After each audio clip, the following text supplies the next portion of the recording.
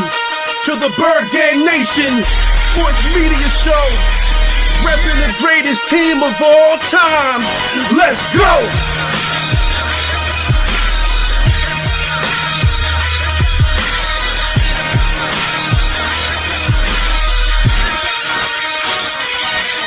Bird Gang 31, he be the host with the most. We going deep, burning teams. They ain't nothing but toast. It's Senior Estes. Sirianni put me in coach. Running like Miles Sanders till I bumped my head on the post. Touchdown! Yeah, that's coming. Devontae's crazy route running.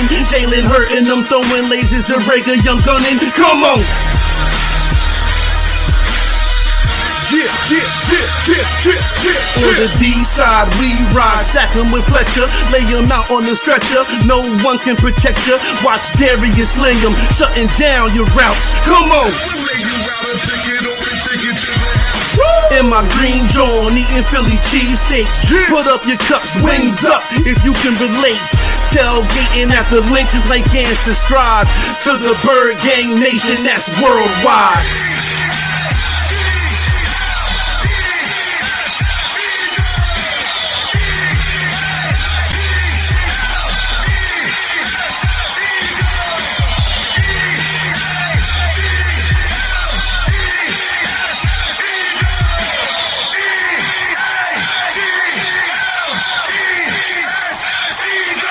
On Sundays, catch the pre and post game. Mondays is Birds on Broad Street with Philly Notion and Cool Cat, the man in motion. And Wednesdays, the midweek special got you open with JC from Eagles Talk. Hitting like B-Dog, baby.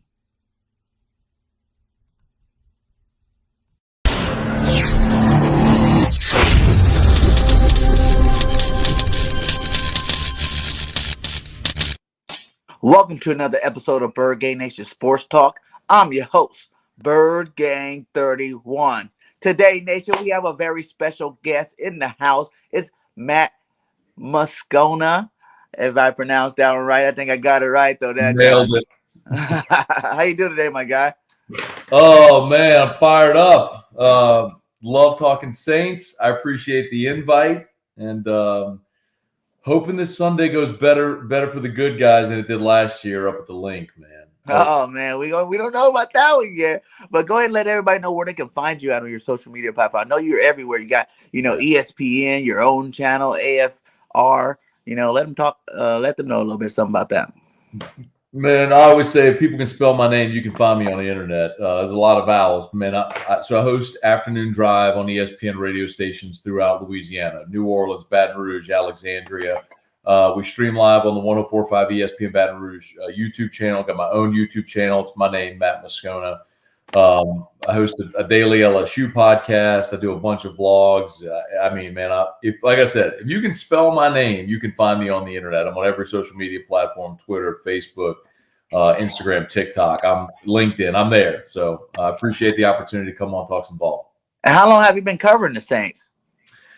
Since 2007, but I have been like born and bred fan from, shot out the womb at Lakeside Hospital in Metairie, and grew up in New Orleans East. And my earliest memories were going to the Dome to watch the sorry. Can I curse on here? Yeah, go for it. Go watch the sorry ass Saints, but we loved them, man. Like both of my grandparents, my mom's parents and my dad's parents, both had seats in the lower level at the 40-yard line. One on the east side, one on the west side. So wow, we go to church. We go to Shoney's, eat the breakfast buffet. We go watch the Saints lose. It's part of my life. So, that's what we're gonna do. And I know we're gonna do my all-time Saints team. I was jotting it down. I'm like, this is easy. It's basically everyone in the Drew Brees era, because for 45 years the Saints were brutal. They were a brutal franchise. It took them 30 years before they won a playoff game. So it's the glory days for the Saints. But man, it kind of feels like it might be coming to an end a little bit. Yeah, so I know you guys took some tough hits. Michael Thomas out this year. But what was your, Drew Brees retiring? But what was your outlook on the team this year before the season started, and how has it changed since then? Okay, so anyone who follows my content knows, and a lot of people don't like me for this, but I don't BS anybody. Like I am not the homer guy. Like if I think they're good, I'm gonna tell you they're good. If I think they're gonna win, I'm gonna tell you I think they're gonna win. If I think they suck, I'm gonna tell you I think they suck. If I think they're gonna lose, I'm gonna tell you straight up. But I think people, even if they don't always like it, they respect it. I thought this team, we were not going to see them whole until we saw Michael Thomas come back, until we saw, we were all anticipating a suspension for Marshawn Lattimore because of his offseason arrest. Like, there were a lot of things with this team that we thought, all right, just get to the bye above 500, and then you can probably find a way to finish the season above 500. I thought this was probably a 9-win team that I hoped could fall one more game on the positive and get to 10. Because I thought 10-7 would put them in the playoffs. And they're right in line for that. Mm-hmm. But, man, they haven't had a 3-game losing streak since 2016. And they're on the verge of it someday if they can't figure out how to score some points. So I thought they'd be 10-7, 9-8, 10-7 right in that mix. And I think it's still doable. But, man, look, that was all predicated on Jameis Winston being healthy. That was predicated on Michael Thomas coming back. I mean, that was predicated on not having your offensive line gutted like what's happened to this team right now.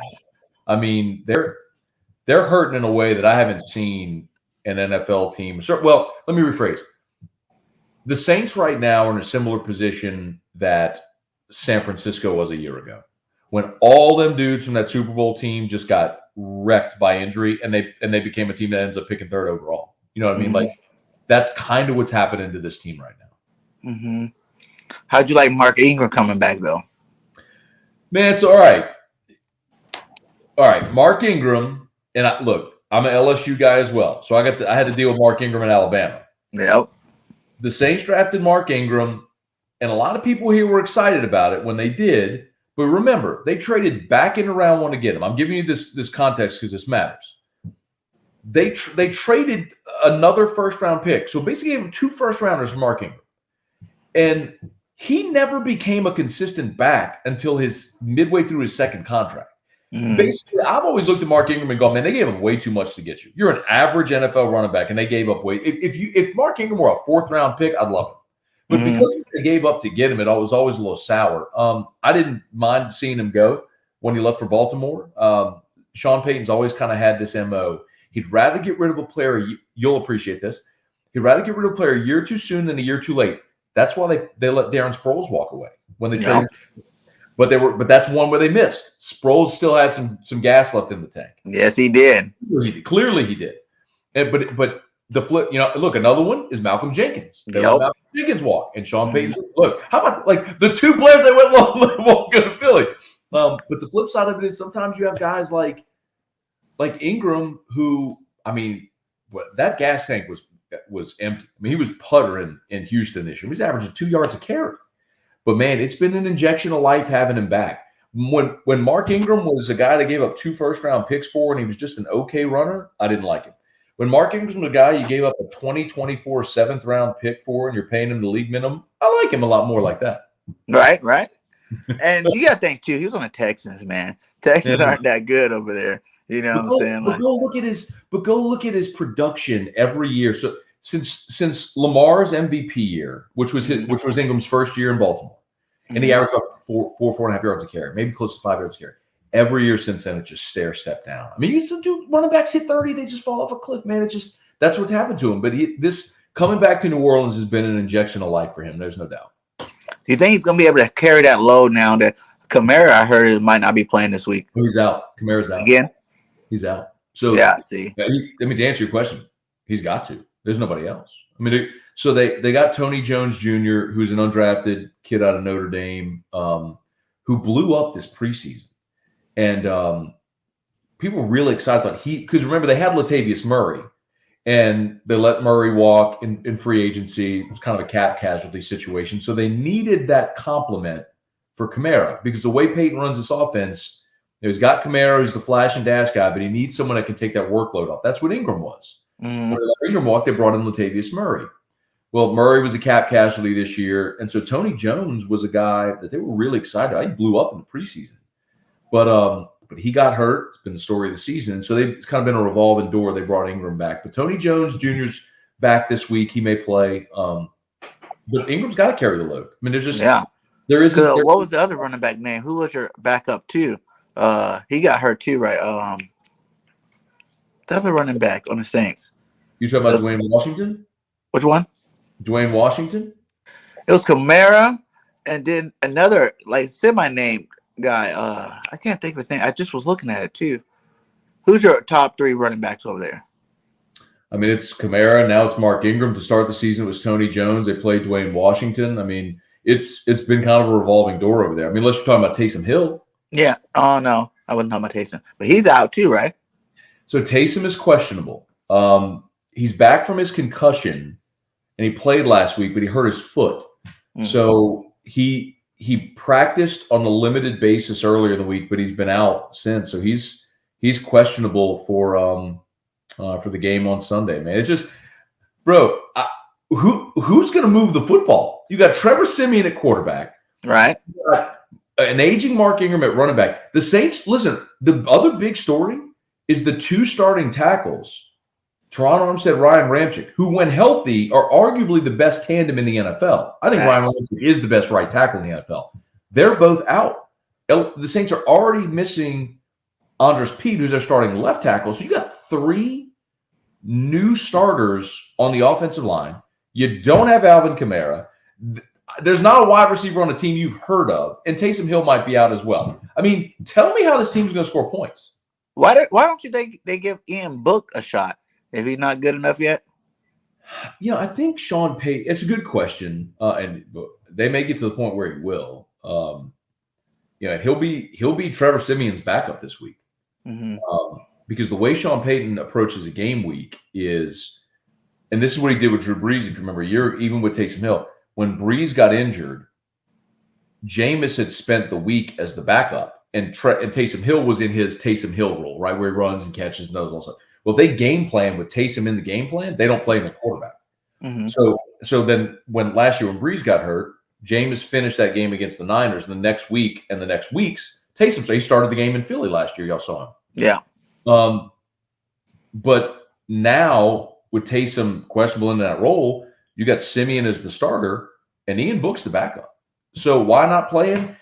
Sean Payton ain't gonna mess around with a rookie. I mean, he's just got to have someone who can function in his offense and not turn the ball over. And that's what Trevor Siemian has done so far. He's been really good at protecting the football, but he's not the kind of guy that's going to stretch the field or wow you with his arm or make the play that's going to win a game for you. And man, the last couple of weeks, they got down to Atlanta, they got down to Tennessee, and they rallied in the fourth quarter.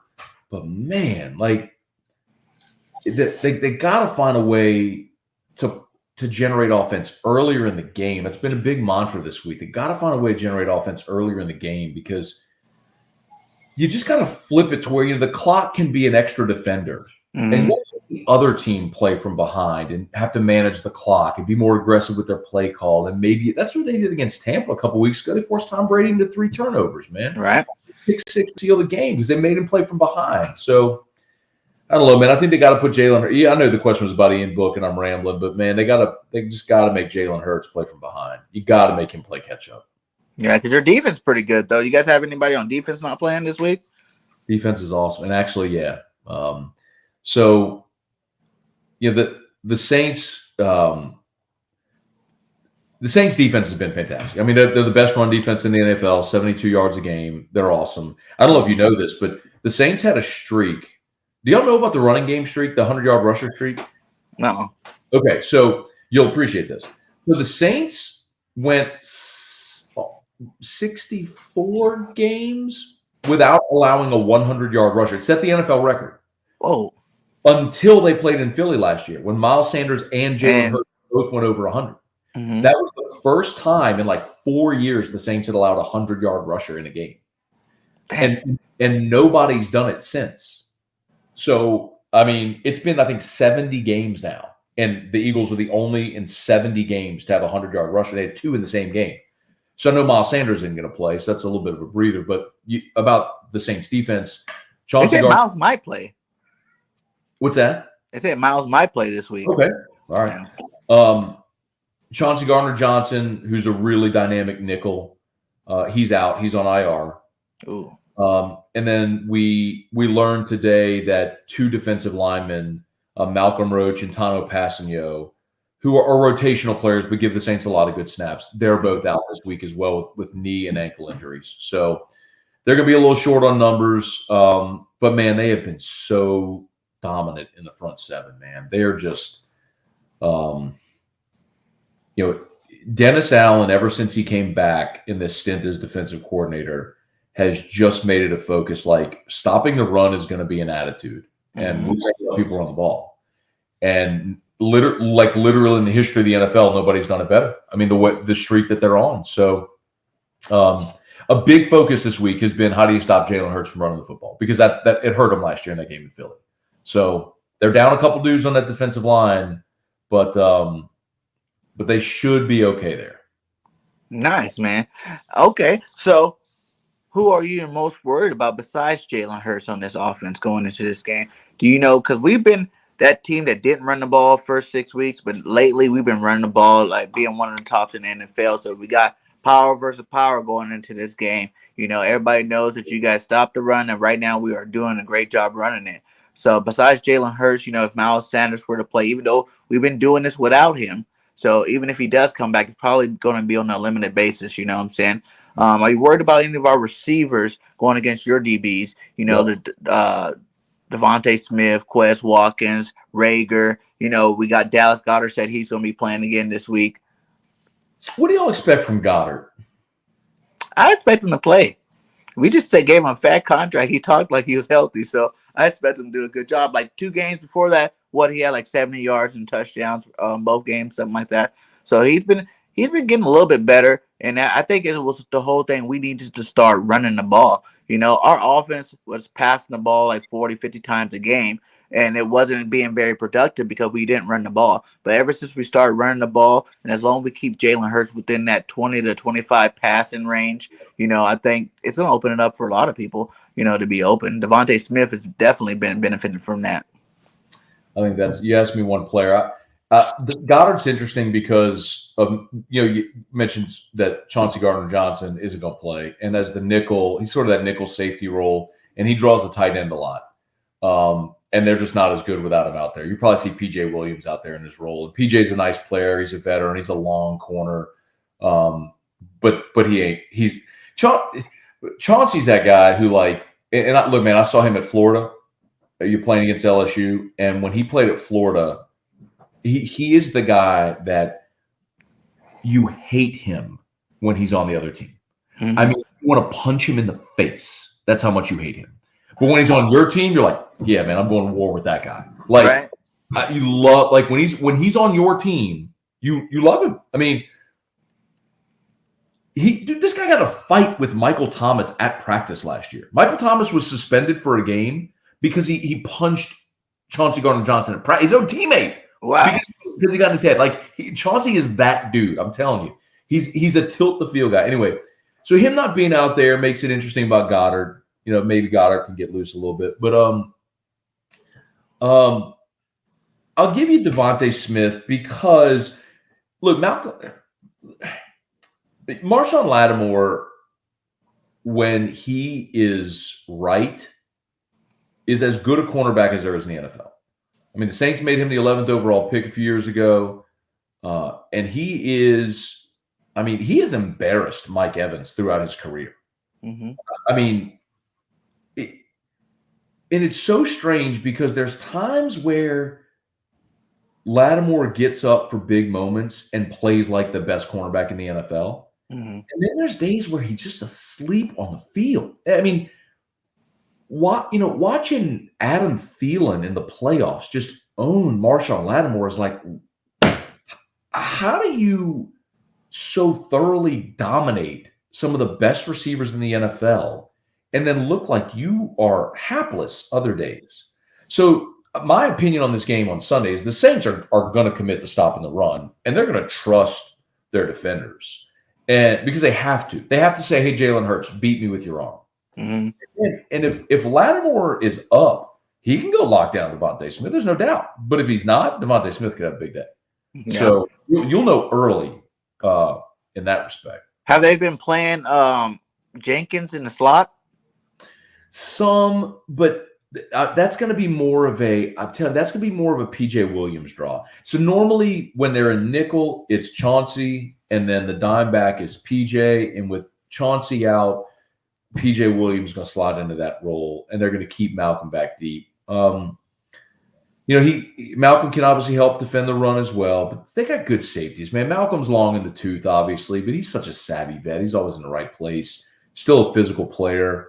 I'm sure. I know the same reason y'all loved him. I mean, same too. Never missed a game, man.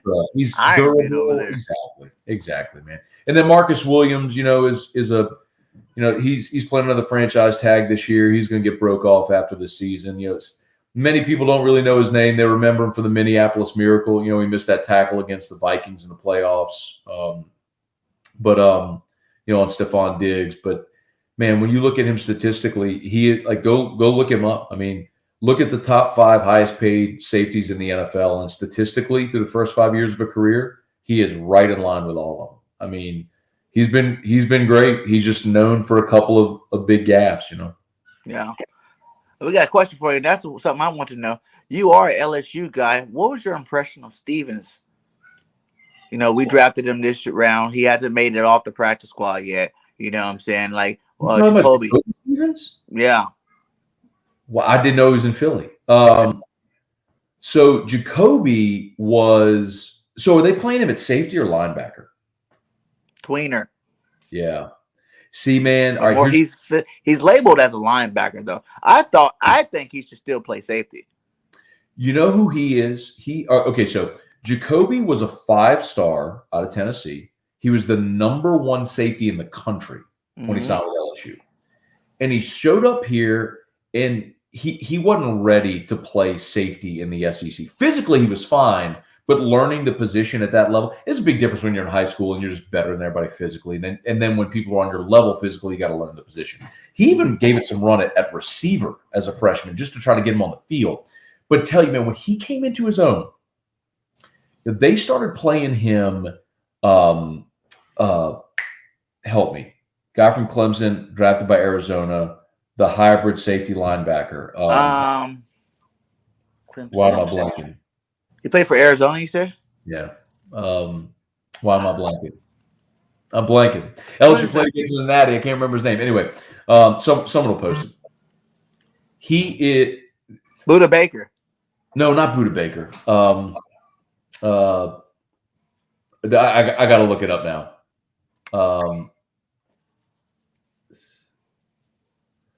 I know this is terrible. Isaiah Simmons. Isaiah Simmons. Thank you. Jesus, I don't know why. Thank you.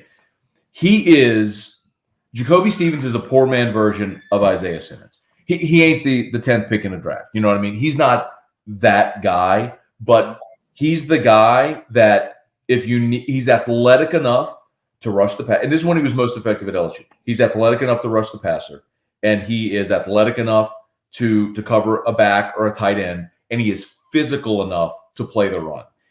I'm surprised that they haven't found. Now, I don't know the Eagles roster 1 of 53, so I can't tell you why he hadn't gotten on the field. But that's a guy that I would have told you if you had asked me before the draft last year. That's a guy who's going to play special teams and is going to find his way onto a defense and play 10 years in the NFL.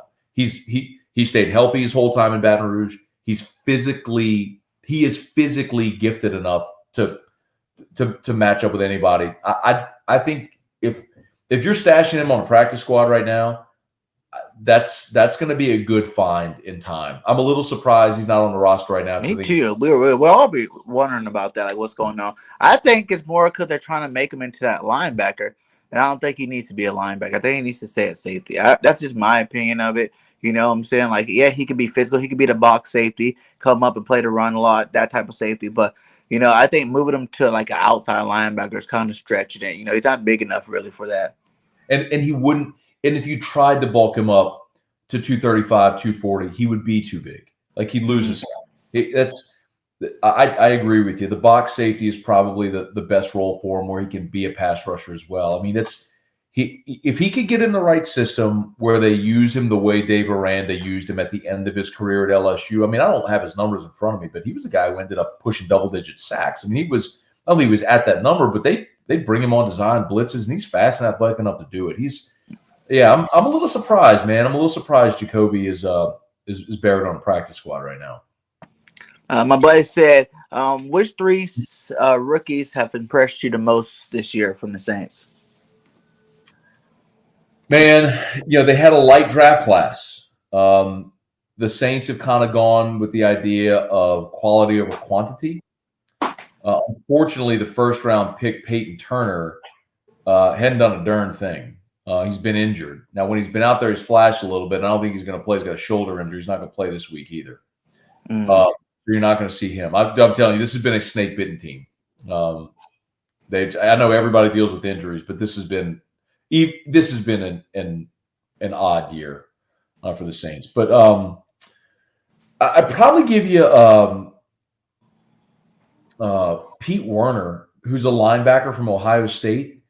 He was a second-round pick.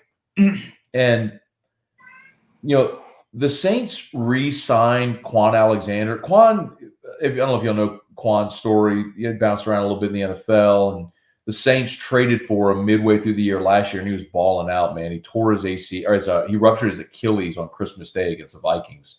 And usually that's a year-long injury. Dude busted his behind in rehab, got back and got healthy and played the opener. But then he had another injury early in the season. Pete Werner ended up starting for him. Rookie out of Ohio State, man, did not miss a beat. So, other than that, there really ain't any other rookies to talk about, man. Kawan Baker was a 7th-round draft pick, a little receiver. He's on the practice squad. I think they only drafted 5 guys in last year's draft. So, there ain't much to talk about by way of rookies on the Saints team. Well, which player you think is playing too much on the Saints, and which player you think needs to be playing a little bit more? Well, the guy, you ask any Saints fan, they're going to tell you the guy that's playing too much right now is the tight end Adam Troutman, and he's probably been the biggest disappointment. So, Sean Payton has always had you know what? I'll give you one more rookie, Paulson Adebo. Paulson Adebo is a rookie corner out of Stanford. He opted out last year, and because of some injury, he's had to emerge as the number 2. He wears number 29. Y'all probably haven't seen him at all, but he's a long corner, and he has surprised a lot of people. So you're going to see Paulson Adebo a bunch. He don't play like a rookie. You'll keep an eye on him. He'll play a ton. He'll start. Back to Troutman. Troutman was so Sean Payton's always had the pass catching tight end, right? From Jeremy Shockey to Jimmy Graham to Cooks.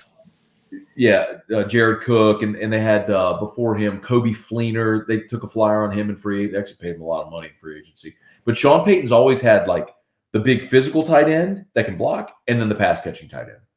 Well, they let Jared Cook walk in free agency, another cap casualty, and they were really excited about Troutman. They took him last year in the 3rd round out of Dayton, and toward the end of his rookie year, he started to see his snap count increase, and you could tell they were priming him for a big breakout year this year. And brother, I got to tell you, man, he's been a massive disappointment. He sucks. I think his PFF grade's around like a 64. What? He drops passes. He can't pass block. The one thing he's a plus player at right now is run blocking. But that doesn't warrant staying on the field. So something to keep an eye on is they signed Nick Vanette from Denver in free agency this year. And that's not a big name or anything like that, but Nick Vanette's been on IR. He's healthy and will probably be active on Sunday. Don't be surprised if you see a lot of Nick Vanette. All right. He said love Cesar Ruiz, Calvin Thornton, Eric McCoy. Said, I'm reading that comment. Miami should have drafted him at 18. I'm going to tell you what. Cesar Ruiz is another guy that's been a big disappointment. And it's not exactly his fault. This is why. So Ruiz they took in the 1st round a year ago out of Michigan. And he's a natural center. But the year before, they drafted Eric McCoy with their 1st pick out of Texas A&M.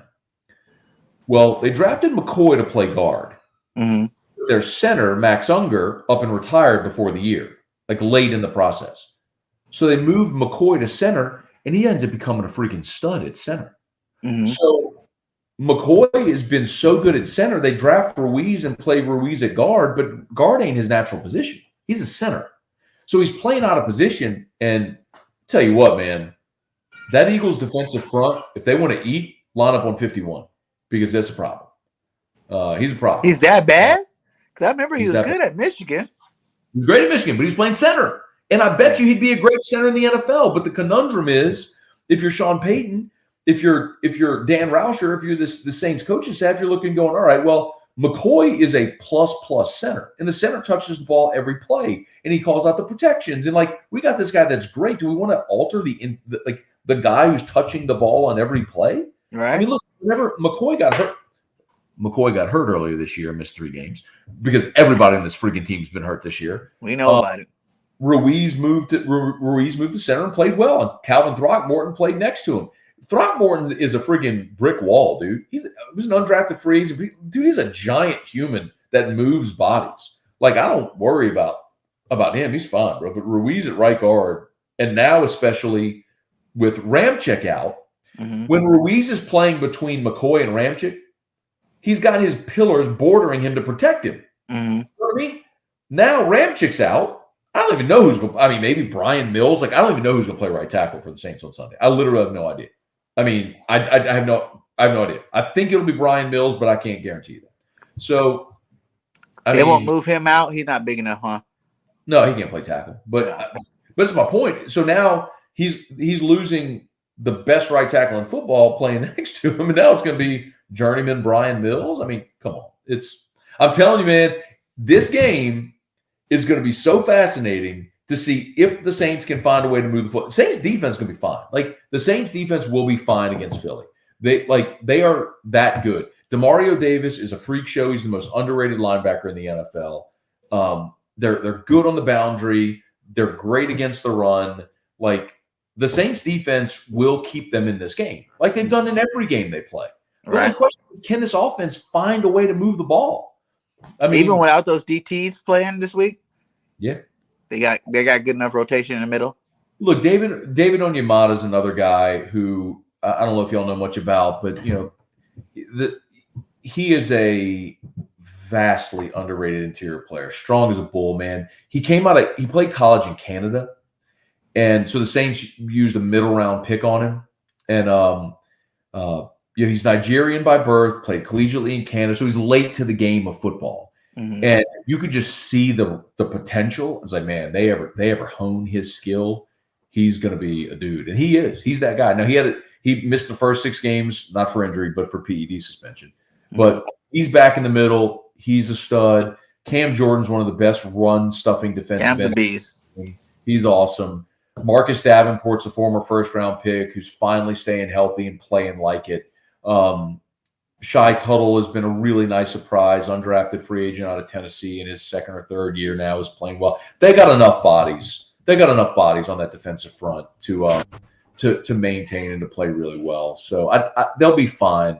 It's okay. They'll be. My little boy just walked into my office, so he'll probably gonna come join us here. Hi. No worries. Let's see you, bro. We love the kids here. We love the kids. I got a bunch of them. This is Drew. He's 7. Drew's got some special needs, but he likes to just come hang out in Daddy's office every now and again. Nice. You got boogers all over your face. Why don't you go find Mom and go wipe your nose, bro? Dad life. Huh? I know about it, man. I know you do. I know you do. Go wipe your nose. Okay. Daddy's going to talk. Can you say who dat? Who dat? Who dat? Nice. You got him a future Saints fan right there. Future Saints fan. He don't have a choice, brother. Right? That's how I tell all my kids. You guys will be Eagle fans, and you guys will watch them, and you guys will love them. I got my little boy. He got arthrogryposis, and he can say the whole Eagles chant. He'd be like, E-A-G-A. I'm like, yeah, son. He's only like almost 2 years old in January. I'm like, yeah, you making Daddy proud already. You know what's funny, man? I have a buddy who his whole family's from New York, and they're all Giants fans, and so he just decided to piss everybody off. He was going to be an Eagles fan. So one of my best friends who lives here in Louisiana is an Eagles fan. Man, I've made fun of him for so many years, man, with McNabb and all the great playoff teams that could never get over the hump. And then lo and behold, when they finally won a Super Bowl, I was like, damn. Yeah. You guys got a little wager this weekend? Just a little wager? I don't know that I want to this weekend because it probably won't go my way, and I hate to lose. I'm bitter like that. He said, we got a question here. What are 3 keys for this game to beat the Eagles? All right, one is obviously stop the run, because that's what cost the Saints game a year ago when Miles Sanders and Jalen Hurts both went over 100 yards. So you got to stop the run. That's one. I really believe, and this is, I mean, I'm sorry for this. It's the most cliche thing in the world, but they got to win the turnover battle. Because, and this is why. Let me just give you an example of a week ago. Saints went and played the Titans. They lose by 2. Saints fumble the opening kickoff of the second half, 7 points for Tennessee. I mean, that's the difference in the game. When the Saints beat the Bucs, they forced 3 turnovers and had a pick 6.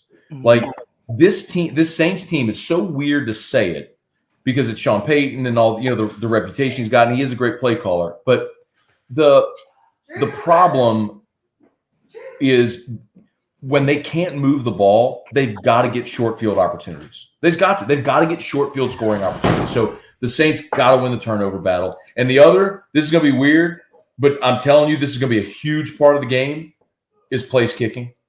The Saints have gone through, so their place kicker, Will Lutz, had an abdominal injury before the season started, and he's done for the year, by the way. The kicker's done for the year. Sean infamously had 11 kickers in his first 11 seasons in New Orleans. What? Sean don't mess around with kickers. He finally got one in Will Lutz. He got a dude, all right? He's good. And Lutz is hurt. So they have gone through 5 kickers this year alone. Who started the year after him? Lutz. Wasn't it Wong or something like that? Lutz. They had Aldrich Rosas. They signed Brett Maher. Then they went to Brian Johnson, who missed 2 PATs. The Saints lost the game to Tennessee by 2 points. He missed 2 PATs. There's 2 PATs. I mean, you're on the road against Tennessee, and you have a chance to win despite all the personnel losses, and your idiot kicker misses 2 PATs. So he got waived. They re-signed Brett Maher, so they're their 5th kicker this year. So Brett Maher, can you actually make a kick? I'm serious. Pay very close attention to that, because if Maher misses a kick and Peyton doesn't feel like he's going to be confident, it will alter. The Saints will go for it on 4th down instead of attempting a field goal. Like, it will alter how he calls the game if he don't trust his kicker. So keep an eye on that. I'll give you those 30. And then play devil's advocate. What do the Eagles need to do to beat the Saints this week? Just don't turn the ball over. I mean, just don't turn the ball over. I don't think. I mean, I know the line. I think it's 2.5. I don't love Jalen Hurts as an NFL quarterback. I think the Saints defense will limit the Eagles' production. I think you're talking about a teens game. Like, I think this is maybe a 19-17, 21-18 type game. I think that's the game we're looking at. I think it's going to be ugly. But I really think that Philly is just – I know they're 0-4 at home. I mean, I know it hasn't been dynamic at times offensively, but I think the Saints are not a good enough team offensively right now to really put the Eagles in uncomfortable position. So it's almost like, as long as you just play your game, shorten the game, run the football, make plays in the passing game when they're there. I mean, I'd love to see the Saints step up and win this game. I just can't in good conscience look at what they're going up to Philly without. The personnel losses they are without, and pick the Saints to win this game. So I'd love to be wrong, man, but it's really hard for me to see it. Hey, shout out to the 19 in the chat. Please make sure you guys hit that like and subscribe to all channels. Matt Moscow's, he got 3 channels in here, so make sure you go subscribe to all of them. This guy putting out that fire, you know what I'm saying? So, and if you're a Saints fan, Bird Game 31, that'd be great if you subscribe. We like fans from all over here. So much love to all you guys. He said, is Sean Payton happy with the Saints? And if Judge gets fired from the Giants, do you think he might take one of those offers? I'll tell you this, man. Sean Payton is known as a guy that's not going to be a coaching lifer. He's from the Bill Parcells tree. He still talks to Bill Parcells often. And you know as well as I do, man, Bill Parcells got out of the game early from coaching and went front office, and that's what I think Sean will do. I think eventually, whenever Sean leaves the Saints, but Gail Benson is not going to let Sean Payton coach anywhere else. He's making $8 million a year. I believe only Belichick makes more. Sean Payton will not coach for another NFL team. I'm very confident in saying that. You don't think so? There were always rumors about Dallas because he has a home in Dallas. He came to the Saints he was in Dallas as OC. I know he's with the Giants as OC as well. But Sean lives in Dallas in the offseason. And that was always a fear. Would Jerry try to pluck Sean out of New Orleans? And every time that came up, the Bensons came and threw more money at him. It's just the Saints have never had success as a franchise. You got to understand, man, this franchise was founded in 1967, okay, in a city that did not have professional sports and doesn't have a major college. They love LSU. And the Saints didn't win a playoff game until 2000. I mean, you went 33 years without winning a playoff game. 33 years without winning a playoff game. They didn't make the playoffs for 20 years until 1987. So historically, this team has had no success until Sean Payton got here. He is beloved. He is iconic. He can do no wrong. Like Sean Payton, they will make sure that he finishes his coaching career in New Orleans. And then if he chooses to go into the front office somewhere, maybe in New Orleans, but in the front office job somewhere, I think that's the path he would follow. But I don't think Sean Payton's not going to coach until he's 75 years old. That's not going to be in Sean Payton's future. Do you think it's more because he had Drew Brees, like that dominant quarterback, or do you just think, do you think Jameis is the guy? You know what I'm saying? Or do you think you guys need to draft the quarterback next year? So that's going to be a really interesting question, right? So look, they were 5-0 last year without Drew Brees, or 2 years ago when Drew Brees got hurt and Teddy Bridgewater started. Uh-huh. And then last year you were 3-1 with Taysom Hill. So, I mean, without Drew Brees before this season, Peyton was 8-1 without him. Sean Payton is a hell of a coach, man. No, yeah, I know. He's dope. He's a stud. The reality is, though, you can't win at the highest level in the NFL without elite quarterback play. People are going to point to Nick Foles and say, well, Nick Foles won a Super Bowl. Yes, he did. Nick Foles played like an elite quarterback in that stretch run. Yeah. I mean, is that sustainable for Foles throughout his career? No, and we've seen that it's not. He's good at chunks of games. He's not good at the whole season. For that moment in time, it worked. And it brought Philly a championship, and y'all got a big statue of him out front, bro. And Carson helped that year, too. I think we were, 13-2 at the time. So Nick Foles didn't have to do too much. Carson set him up, but home field advantage and all that good stuff had the team rolling pretty good in the right direction at that time. So Nick just had to come in and not mess it up. He'd have been the MVP. Carson Wentz would have been MVP that year. Facts. If he didn't get hurt. But I like Jameis. I believe here's my quick take on Jameis, all right? Jameis Winston is a guy who his entire life has been athletically superior at everything he's ever done. Mm-hmm. He could have been a first-round draft pick in baseball if he wanted to. Mm-hmm. He was the Heisman Trophy winner, national champion, number 1 overall pick. Jameis Winston never faced athletic adversity in his life until he got to Tampa and started throwing interceptions. And my whole thing was always, man, you get him with the right coach that can coach good decision making into him, he can succeed.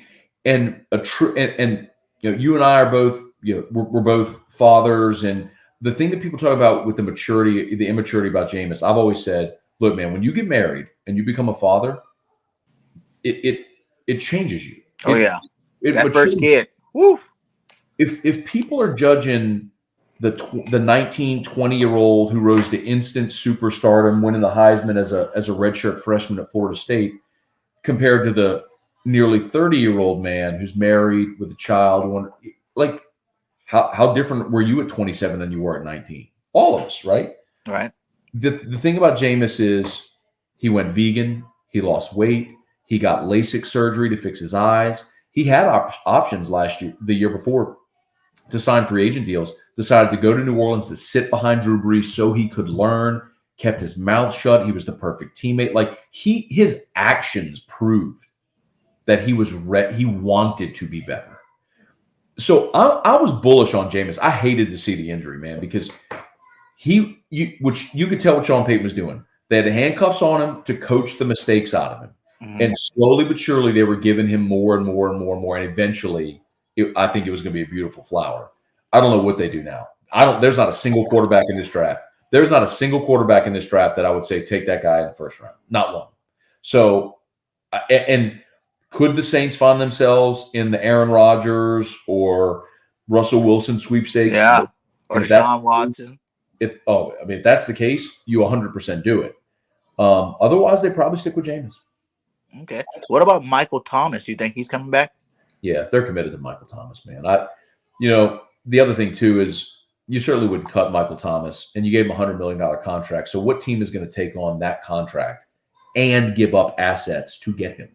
When the reputation right now is injuries, bad egg in the locker room, hid his injury from the team, all that sort of stuff. I don't know that you have a trading partner that matches. And I'll tell you, Michael Thomas, you can always tell a lot when Sean Payton speaks. In the offseason, when Thomas when we first learned about his injury, and then he kind of hit it, Sean Payton was pissed and said as much.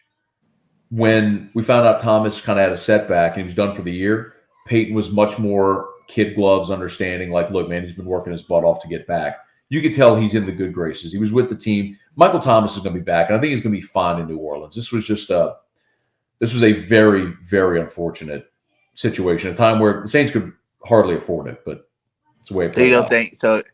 All that noise is just noise when they talk about him maybe not being back next year. With you guys? He'll be back. I don't know. I really don't see a scenario where he would be gone, where the Saints could get requisite trade value for him from a salary cap standpoint. I don't see the path for him not being in. Like, we could trade you Fletcher Cox for Michael Thomas. They both got huge contracts. Just go ahead and switch it over. We get the receiver, you get the DT that made that defense better. But the other thing you got to remember too is we're sitting here talking about the Saints have no receivers. You're going to give away one of the best ones in the NFL.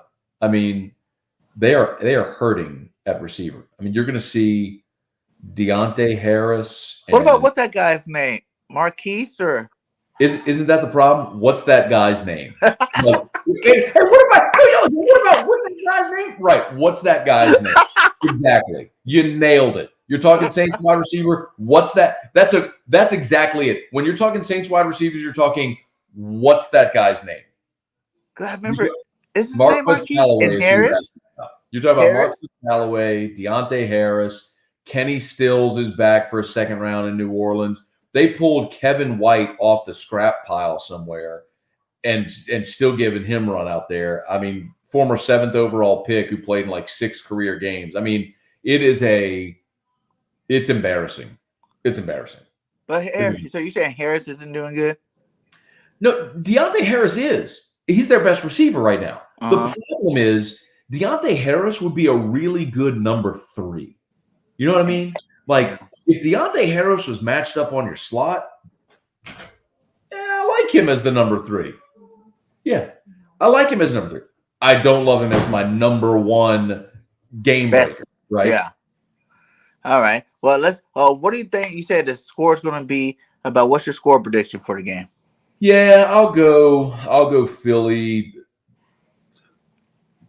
21-18, something like that. I think it's a teens, low 20s game. I think Philly probably squeezes it out. If it comes down to the Saints making a kick, I just don't trust that they'll do it. Okay, I like that. See, I don't even have to say my score for this. He said we're going to win. I'll roll with that, and let's keep that one good. Let's go ahead and do that all-time Saints team, my guy. I know you got to get out of here pretty soon. I think he answered that question already. Yeah, he said 10-7, and he said he still thinks about 10-7, right? I think before Kamara was injured, I probably could have stuck with it. Because you guys are only second in division, right? Yeah, they're a game behind Tampa. If they just finished, the last 2 games, man, like you give up the bomb against Atlanta and then you miss 2 PATs against Tennessee. Otherwise, you'd be a 7-win team. You'd be leading the division right now, man. It's so frustrating, man, because this team is not good enough. And the margin in the NFL is so small anyway. They're not good enough to make mistakes like missing 2 PATs or fumbling the opening kickoff of the second half. But it's just been too consistent, man. So I mean, they're the making of a 500 team, man. You blow out Green Bay, you get blown out by Carolina. You go up to New England and win, you come home and lose to the Giants. You beat Tampa Bay, you lose to Atlanta. I mean, that roller coaster is the making of a 500 team in the NFL. So they're probably How tough is your schedule? The end of the way after us. This is the one thing. They've got the 24th toughest schedule remaining. So they do have a manageable schedule.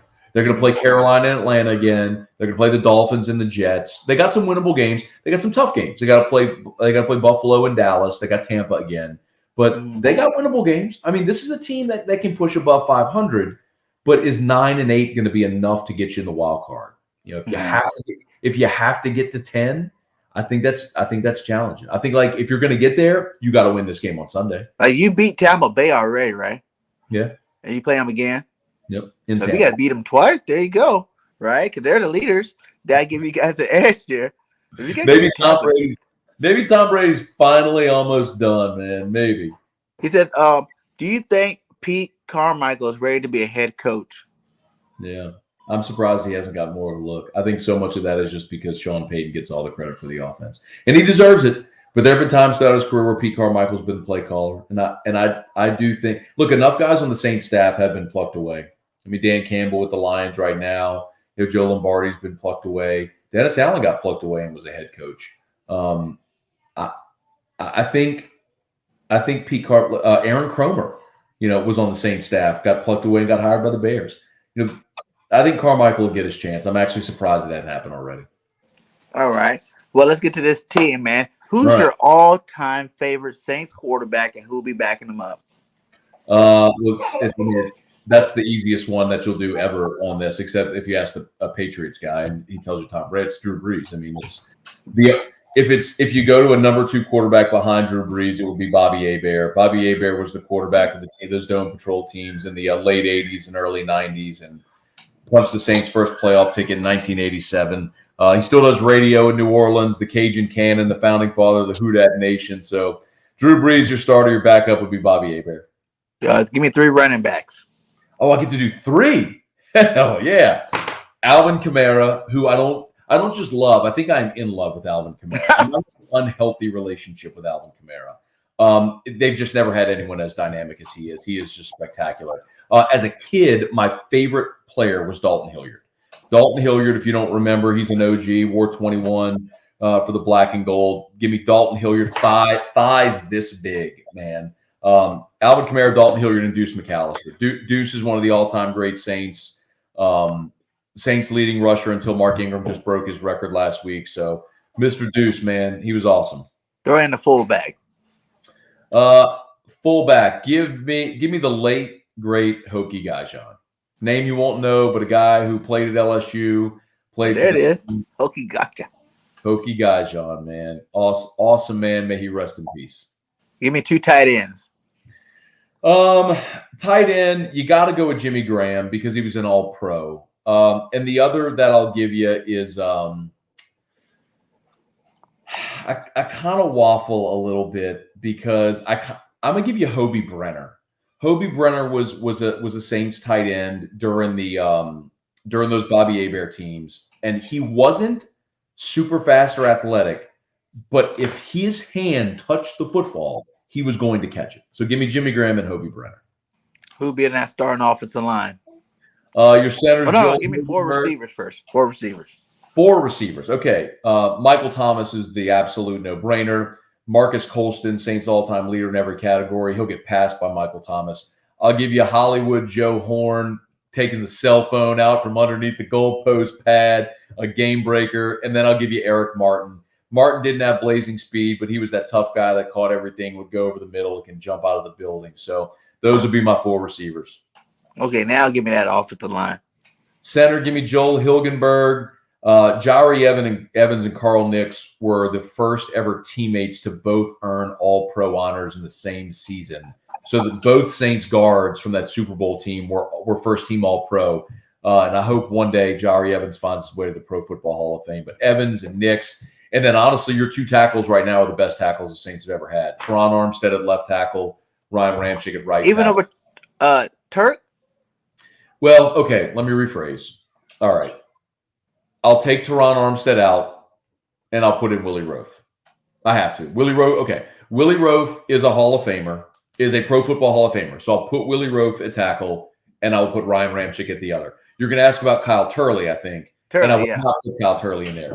He was a lunatic who threw a helmet one time against the Jets. Helmet, that's what he did. He goes, helmet. Not Kyle Turley. Willie Roaf's in the Pro Football Hall of Fame. I would take Willie Roaf, and I would take Ryan Ramczyk. And what about your star defensive line? Man, this is where it gets really tough because of how you classify guys. So the Saints Dome Patrol, the linebackers in the early 90s, the late Sam Mills, the late Vaughn Johnson, Ricky Jackson, Pro Football Hall of Famer, and Pat Swilling were the first team ever that put 4 linebackers all in the Pro Bowl in the same year. So Ricky Jackson's in the Pro Football Hall of Fame, but I would classify him as a linebacker, but he was also sort of an outside linebacker in a 3-4. Now I've got a Saints fan in here watching. If he's throwing out Leroy Glover and Derland Moore and Jim Wilkes and Wayne Martin, that's a guy, or Frank Warren. That's a guy who knows his stuff right there. Dude, this guy knows every single team. Every week I have different content creators, and he'd be throwing them up there left and right. He's old school. He's the best little moderator ever. I would love it. Yeah, Leroy Glover would definitely be in that interior defensive line. No, yeah, I'm almost done. Yeah. All right, Leroy Glover would be on the defensive line. I would take Wayne Martin as well. My ends, I'd take Cam Jordan. And that's where I kind of go like, what do I do with Ricky Jackson? Do I put him as an outside backer? You get 3 linebackers, so if you need to put him in at that end to make 3 linebackers, that's what I would do. And then my linebackers, I would put DeMario Davis, current Saints linebacker. I would take the great Sam Mills, and then I would take Vaughn Johnson as well. With respect, by the way, to Jonathan Vilma. Oh yeah, Vilma was a beast. Yeah, give me 3 cornerbacks. There aren't 3 good ones in their history. I would give you Marshawn Lattimore, who's there right now. I would have to give you Tracy Porter out of respect and love for what he did in the Super Bowl, pick-sixing Peyton Manning to seal it. And there might be someone somewhere along the way that I'm missing. He's saying Dave Waymer. There's no way you could put Johnny Poe on that list. That's got to be a joke. And Toy Cook played safety, so I wouldn't put him at cornerback. But I'd probably throw Mike McKenzie in there because he became a guy on that Super Bowl team that, although he played the majority of his career in Green Bay, he was an influential guy in the greatest season the Saints ever had. I forgot Eric Allen played. Did you like him with you guys? Yeah, EA was at the end of his career, man. He wasn't the same guy he was in Philly when he was in New York. He wasn't good over there? No. I'm telling you, man, the Saints are notorious for like drafting Alex Molden in the first round out of Oregon and Johnny Poe. No. 3 safeties. Hi, Hershey. Sammy Knight Sammy Knight's in the Saints Hall of Fame. I see someone put him up there. Gotta be Sammy Knight. I would take Roman Harper and I would take Malcolm Jenkins, man. I think, and honestly, there's probably a day where if you ask me this in another 2 or 3 years, I think C.J. Gardner-Johnson will be on that list, but not yet. Okay. Who's going to be your kicker, your punter, and your return specialist? Kicker's easy. That's Morton Anderson, number retired by the New Orleans Saints, Pro Football Hall of Famer. Punter is Thomas Morstead, greatest punter the Saints ever had, just first season after a long 15-year run in New Orleans. First season not in New Orleans. And then return specialist, give me the beer man. Y'all remember Michael Lewis, the beer man? Michael Lewis from driving a beer truck to look. Now, Reggie Bush is probably the answer. I was going to say Darren Sproles. Didn't he do good?